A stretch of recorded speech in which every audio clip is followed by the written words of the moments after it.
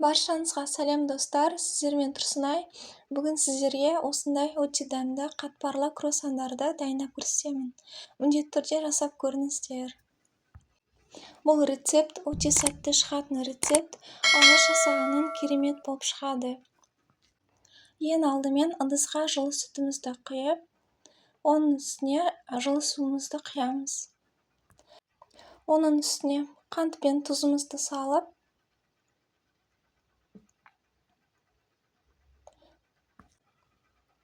2 ас қасықтай сұйық майымызды құямыз.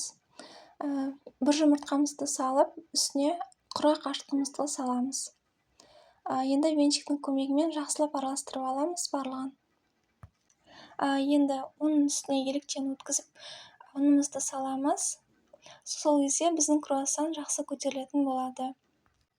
Мен негізі ингредиенттердің барлығын видеоның астына жазып қойдым. Ұнды мен 700 граммдай қостым. Сіздер көз мөлшерімен өздеріңіз салсаңыздар болады. Сол кезде жақсы көтерілетін болады. Ұнымыздың барлығын електен өткізіп алған соң, венчиктің көмегімен жақсылап толыққанды араластырып аламыз. Енді араластырып болған соң, қолымызбен басып ысып шығамыз. Қажет болса, үстіне ұн салып бастаңыздар болады. Мінеки қамырымыз жұмсақ болды. Енді оның үстіне пищевой пленка жабамыз. Жарты сағатқа көтеруге қойып қоямыз. Мінеки біздің қамырымыз жақсы көтеріліп шықты. Енді кезекте біз қамырымызды бірнеше бөліктерге бөліп жаятын боламыз. Қамырымызды осылай 2-ге бөліп аламыз. Және қамырымызды осылай бөліктерге бөліп, дөңгелектеп доңғалақ форма жасаймыз. Енді қамырымызды бір-бірден алып, үшқа қылып жайып аламыз. Шамамен қалыңдығы 3 мм-дей болуы керек. Дөңгелек қылып жайып алғаннан кейін, әрқайсысына бөлме температурасында сарымайымызды жағамыз ортасына.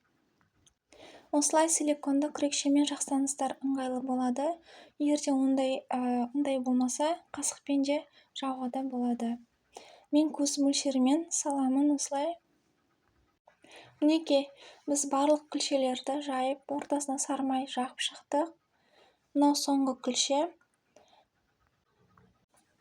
Оған үстіне 1 қасықтай сарымайымды жағып, тестіміздің үстіне пищевой пленка жауып қоямыз. Мен қамырды жарты сағатқа қойып қойдым. Бетіне пищевой пленка жауып. Біздің қамырымыз сәл де болса көтерілу керек. Қамырымызды көтерілгеннен кейін бетінен пищевой пленканы алып тастап, бетіне ұн сеуіп, оқтаумен жайып шығамыз. Сарымай міндетті түрде бөлме температурада болу керек. Егерде ерітетін болсаңыздар, жан-жағына сарымай шығып кететін болады. Мінеки, осындай қалыңдықта жайып шықтым қамырымызды.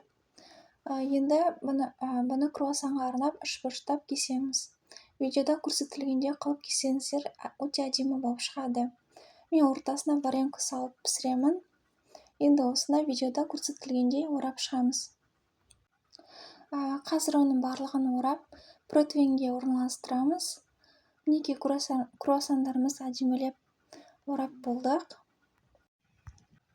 Круассандарымыз өте әдемі, үлкейіп, қызарып, қытырлап күшті болып шығады. Ол үшін біз бетіне жұмыртқаның сарыуызын жағамыз. Барлығын жап шығамыз. Мінеки, қараңыздар, круассандарымыз өте әдемі болып, қызарып, көтеріліп, қытырлап шықты. Сіздерге ұнайды деген ойдамын. Ортасы толықтай пісіп шықты. Міндетті түрде жасап көріңіздер. Достар, лайк басып тіркелуді ұмытпаңыздар.